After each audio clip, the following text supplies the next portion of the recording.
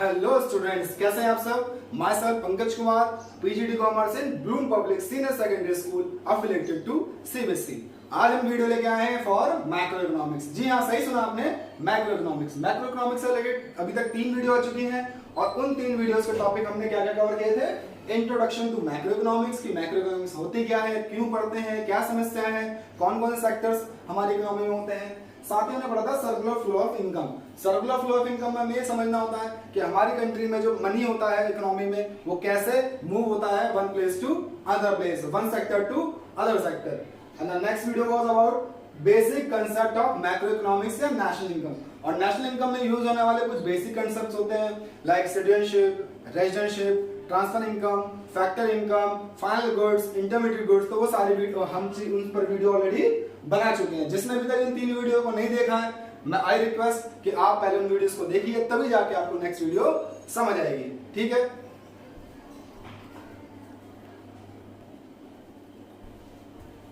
तो चलते हैं हम बेसिक कंसेप्ट्स के नेक्स्ट टॉपिक पर, जो कि है इन्वेस्टमेंट। बच्चों, इन्वेस्टमेंट अगर आप कॉमर्स 11th क्लास में पढ़ी होगी आपने, तो इन्वेस्टमेंट काफी बार यूज हुआ होगा। इन्वेस्टमेंट के बहुत सारे मीनिंग है, उनके डिपेंड करता है कहाँ वो यूज किया जा रहा है। फॉर एग्जांपल, अगर मैं इन्वेस्टर हूं तो मैं कहीं पैसे सेव करूंगा तो इन्वेस्टमेंट कहलाएगा।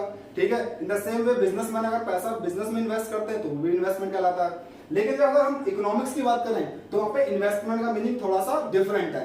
देखा जाए तो वही मीनिंग है, लेकिन थोड़ा सा अलग तरह से एक्सप्लेन किया जाता है। Investment it is the capital formation. क्या होता है कि कैपिटल फॉर्मेशन होता है, that is additional to capital stock, that is to addition, that is addition to capital stock in economy. यानी कि हमारी इकोनॉमी में किस तरह से कैपिटल स्टॉक बढ़ जाएगा, उसे हम कहते हैं इन्वेस्टमेंट। अब कैपिटल स्टॉक 2 तरह से बढ़ सकता है, या तो हम बढ़ाएंगे प्लांट एंड मशीनरी के थ्रू यानी कि इक्विपमेंट्स के थ्रू, और दूसरा होता है इन्वेंटरी यानी कि गुड्स के थ्रू। ठीक है, अब इन्वेस्टमेंट 2 तरह से हो सकता है, या तो ग्रॉस इन्वेस्टमेंट होता है या फिर नेट इन्वेस्टमेंट होता है। आप बोलेंगे कि ग्रॉस इन्वेस्टमेंट और नेट इन्वेस्टमेंट में डिफरेंस क्या है, तो बच्चों डिफरेंस सिर्फ एक ही है, वो है डेप्रिसिएशन। देखो मीनिंग समझते हैं। It is the addition to the stock of capital in economy before charging depreciation. यानी कि बिना डेप्रिसिएशन के जो इन्वेस्टमेंट है वो हमारा कौन सा इन्वेस्टमेंट है, ग्रॉस इन्वेस्टमेंट। यानी कि एक तरह से देखा जाए तो इतना पैसा हमने लगाया था। फॉर एग्जाम्पल, मैंने एक सेलफोन खरीदा, वो सेलफोन 10,000 का था, तो 10,000 क्या हो जाएगा, मेरा ग्रॉस इन्वेस्टमेंट हो जाएगा।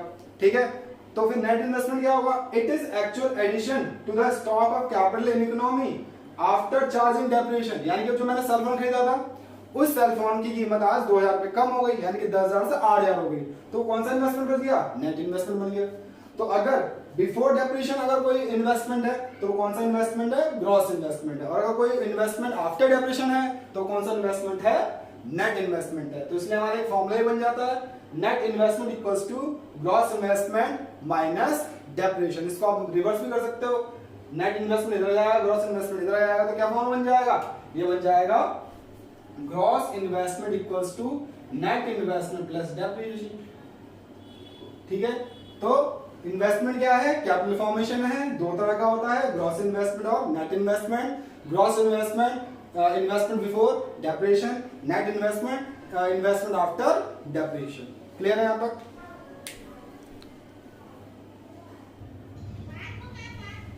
तो अब चलते हैं नेक्स्ट टॉपिक की तरफ। अभी हमने ग्रॉस इन्वेस्टमेंट और नेट इन्वेस्टमेंट समझा था, तो बच्चों ग्रॉस इन्वेस्टमेंट और नेट इन्वेस्टमेंट का डिफरेंस क्या था, डेप्रिसिएशन। तो अभी हम समझेंगे डेप्रिसिएशन। जितने भी स्टूडेंट जो कॉमर्स स्ट्रीम से होंगे उन्हें ये ऑलरेडी पता होगा कि व्हाट इज डेप्रिसिएशन, लेकिन जो ह्यूमैनिटीज के होंगे, ग्रुप के होंगे, उनको डेप्रिसिएशन अभी इतना नहीं पता होगा। तो देखते हैं क्या होता है।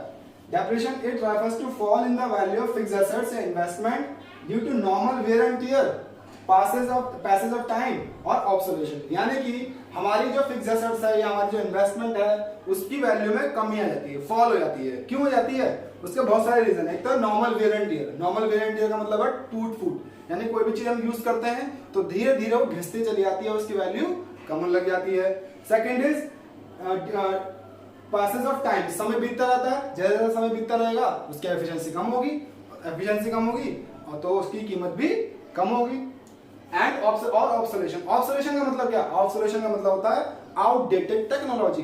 आप सबको पता है पहले आपके कीपैड वाले सेल फोन आए, फिर सिम्बियन सेल फोन आए, फिर एंड्रॉइड आईओएस आ गए।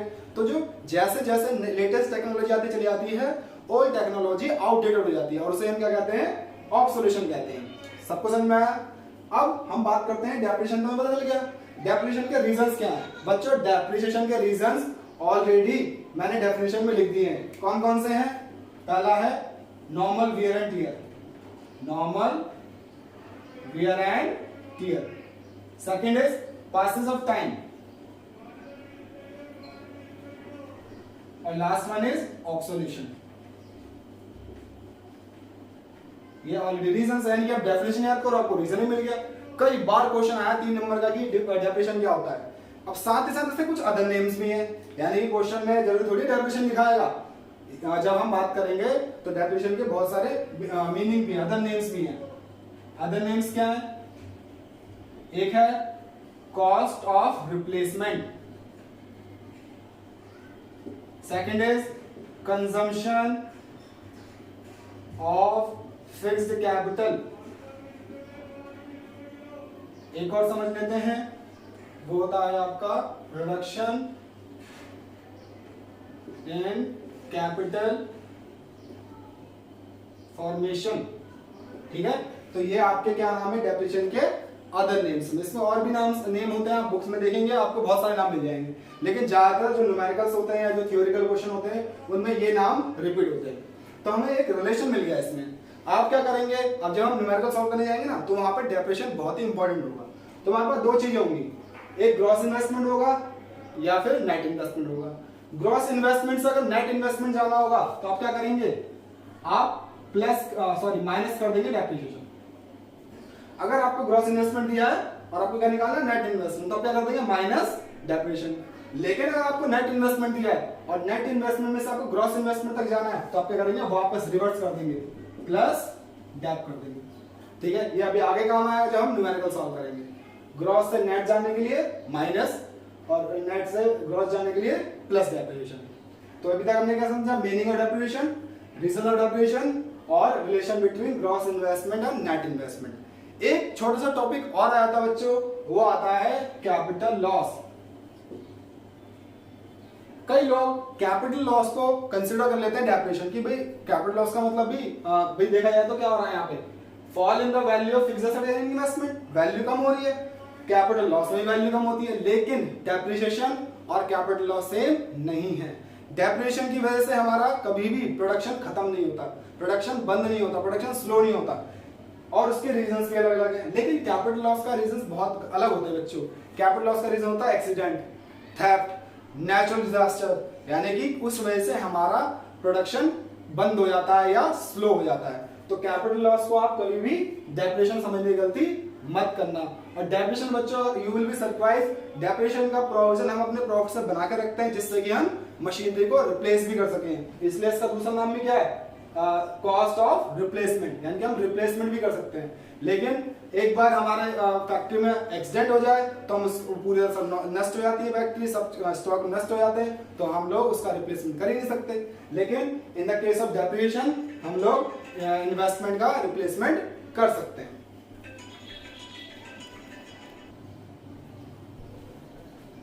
अब चलते हैं नेक्स्ट टॉपिक की तरफ। जैसे इन्वेस्टमेंट को हमने समझा था, एक टॉपिक और होता है important, factor cost and market price. अगर मैं सिंपल साइड से बताऊं तो जो फैक्टर कॉस्ट होता है बच्चों, it is cost of producer, यानी कि प्रोड्यूसर ने ड्यूरिंग प्रोडक्शन प्रोसेस कितना पैसा प्रोडक्शन में लगाया, that is factor cost. Second is market price, नाम समझ रहा है ना मार्केट प्राइस।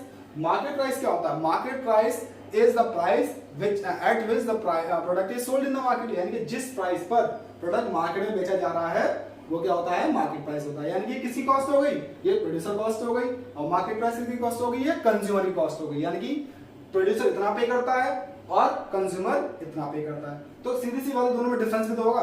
वो डिफरेंस क्या है, वही डिफरेंस हमें यहाँ समझना है। तो factor cost it refers to amount incurred in factor of production during production process, यानी कि प्रोडक्शन करते टाइम प्रोडक्शन प्रोसेस में जो खर्चा होता है, जो पैसा लगता है, वो हम फैक्टर कॉस्ट कहते हैं।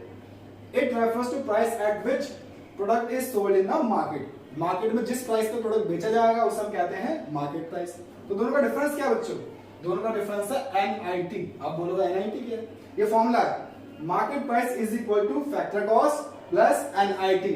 Here NIT stands for net indirect taxes, ठीक है, नेट इनडायरेक्ट टैक्सेस। और नेट इनडायरेक्ट टैक्सेस का भी फॉर्मूला है, नेट इनडायरेक्ट टैक्स का फॉर्मूला है इनडायरेक्ट टैक्सेस माइनस सब्सिडी,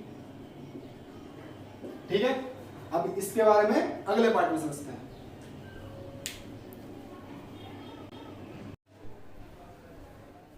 तो स्टूडेंट्स जस्ट हमने अभी फिनिश किया है market price and factor cost. Market price और फैक्टर कॉस्ट के बीच रिलेशन एस्टेब्लिश कौन करता है? Net indirect taxes. तो नेट इनडायरेक्ट टैक्सेस का मीनिंग क्या होता है, कंपोनेंट क्या होता है, कैसे इसको स्टडी करें, वो भी अब अभी पढ़ते हैं। तो net indirect tax it refers to difference between indirect taxes and subsidy. Indirect tax और सब्सिडी के बीच जो डिफरेंस होता है उसे ही हम नेट इनडायरेक्ट टैक्स कहते हैं। इसके कंपोनेंट भी क्या है, इसके कंपोनेंट में इसके मीनिंग में छुपे हुए हैं, देख लो।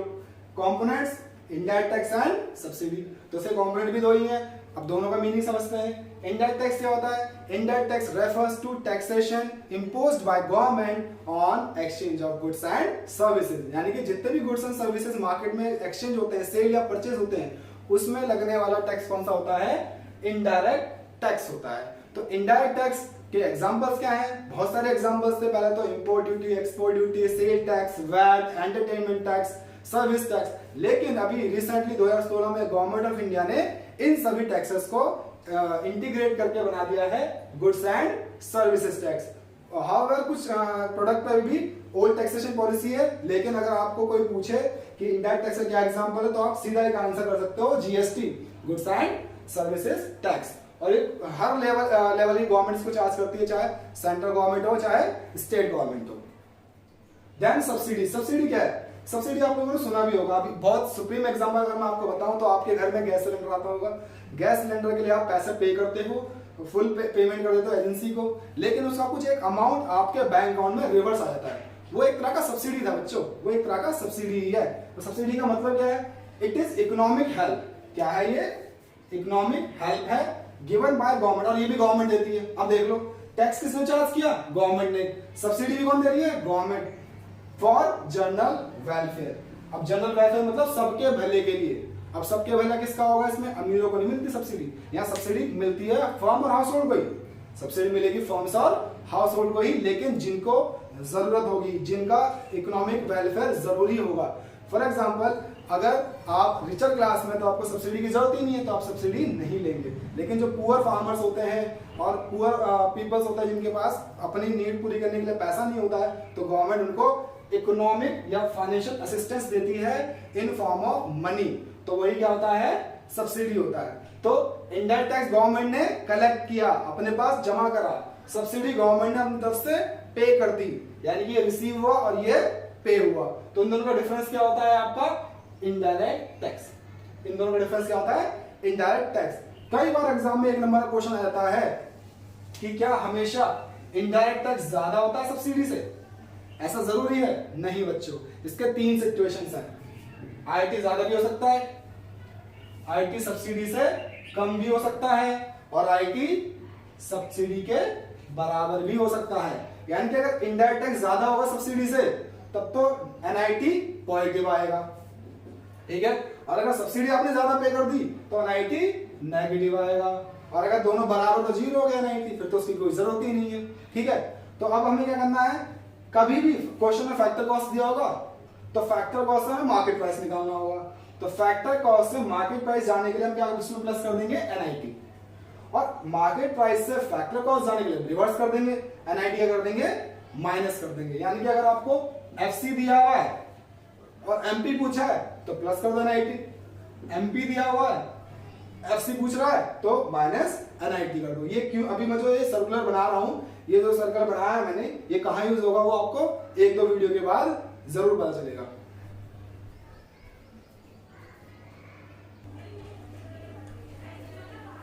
तो हमारा नेक्स्ट टॉपिक आता है इस चैप्टर का, जो कि आखिरी टॉपिक भी होगा, domestic income and national income. बच्चों ये बहुत ही इंपॉर्टेंट होने वाला है और आगे के चैप्टर्स में काफी इंपॉर्टेंट रहेगा आपको, और ये बार बार रिपीट भी होता चला जाएगा। तो डोमेस्टिक इनकम का मतलब क्या? अगर मैं आम भाषा में बताऊं तो हमारी एक डोमेस्टिक टेरिटरी होती है, और डोमेस्टिक टेरिटरी में नॉर्मल रेजिडेंट रहते हैं अपने इकोनॉमिक एक्टिविटीज के लिए। हमने पिछली वीडियो में समझा था कि डोमेस्टिक टेरिटरी क्या होती है और नॉर्मल रेजिडेंट कौन होता है। तो हमारे देश के अंदर जितने भी रेजिडेंट हैं वो जितना भी गुड्स एंड सर्विसेज प्रोड्यूस करते हैं, उनकी जो भी मॉनेटरी वैल्यू होती है उसे हम डोमेस्टिक इनकम कहते हैं। यानी कि हमारे देश में रहने वाले, चाहे वो सिटीजन हो चाहे ना हो, हम सिटीजनशिप की तो बात करेंगे ही नहीं, जितने भी लोग हमारे देश में आके रह रहे हैं और वो इकोनॉमिक एक्टिविटी कैरी कर रहे हैं और पैसे कमा रहे हैं, उन सबका जो टोटल होगा उसे हम क्या बोलेंगे, डोमेस्टिक इनकम।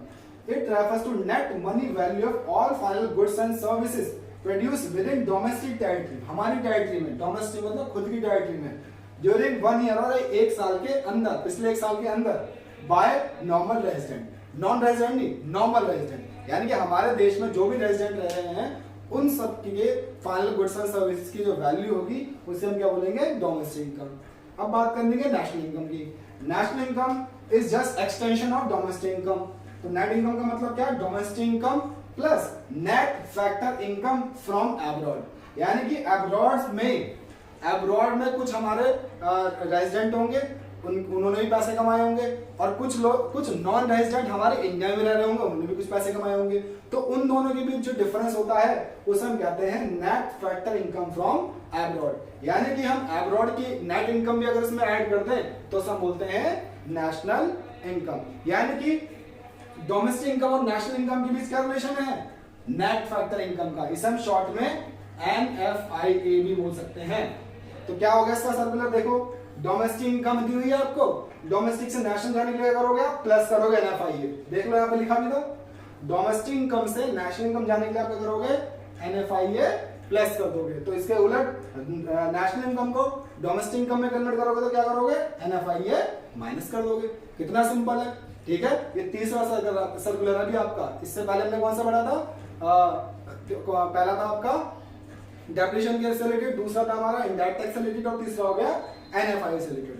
अब कंपोनेंट्स ऑफ NFIA, इसके 3 कंपोनेंट्स हैं, net compensation to employees, net income from property and business, net retained earning of property. यानी कि इसमें हमें करना है कि जितना हमने कॉम्पनसेशन का मतलब सैलरी है, जितना भी हमने पैसा विदेश से कमाया है और जितना ही पैसा हमने अपने देश में विदेशियों को पे किया है, उन सबका जो डिफरेंस होता है उसे हम net factor income from abroad कहते हैं। और ये बहुत ही इंपॉर्टेंट है, 3 नंबर में आ सकता है। सिर्फ एक्सप्लेन करो कि नेट फैक्टर इनकम होता क्या है। तो नेट फैक्टर इनकम का फॉर्मूला बन गया हमारा NFIA equals to factor income from abroad minus FITA factor income to abroad.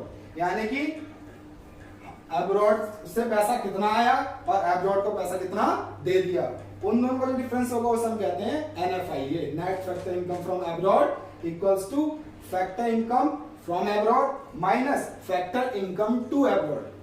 अब कोई लोग इसका क्वेश्चन कर लेते हैं कि क्या ये हमेशा पॉजिटिव होता है, बिल्कुल नहीं भाई। अगर आपने ज्यादा पे किया है तो नेगेटिव होगा, कम पे किया है पॉजिटिव होगा, इक्वल हो गया तो इक्विलिब्रियम में आ गया। क्लियर हो गया आप सबको ये डाउट भी?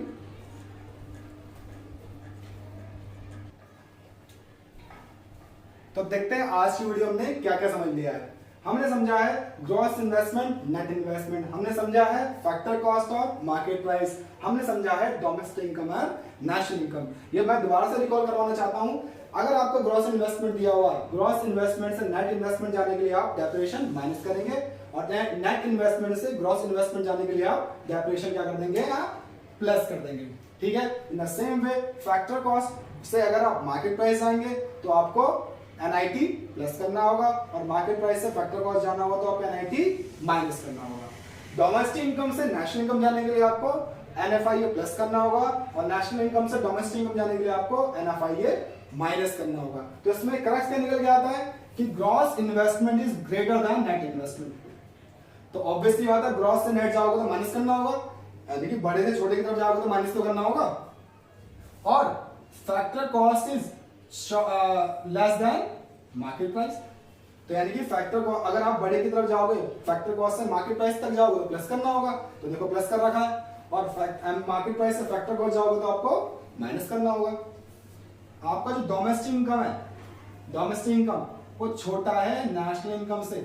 नेशनल इनकम मतलब पूरे वर्ल्ड के साथ जो कोलैबोरेशन है उसकी इनकम को जोड़ना है, और डोमेस्टिक इनकम में सिर्फ और सिर्फ अपनी डोमेस्टिक टेरिटरी की इनकम को जोड़ना है। तो इसलिए डोमेस्टिक इनकम छोटा है नेशनल इनकम से, तो डोमेस्टिक इनकम से नेशनल इनकम जाने के लिए आपको क्या करना था, प्लस करना था और नेशनल इनकम से डोमेस्टिक इनकम जाने के लिए आपको क्या करना था, माइनस करना था NFIA। आई होप आपको ये टॉपिक समझ में आ गए होंगे। हम अब जो नेक्स्ट वीडियो लेके आएंगे वो वीडियो बेस्ड होगी न्यूमेरिकल्स पे, और उन न्यूमेरिकल्स को समझने के लिए आपको ये सब चीजें अच्छे से समझ आ जानी चाहिए। अगर आज की वीडियो आपको कैसी लगी प्लीज मुझे कमेंट बॉक्स में जरूर बताएं और मेरे YouTube चैनल को मैक्सिमम लोगों तक पहुंचाओ और प्लीज इसे सब्सक्राइब करें। Thank you so much.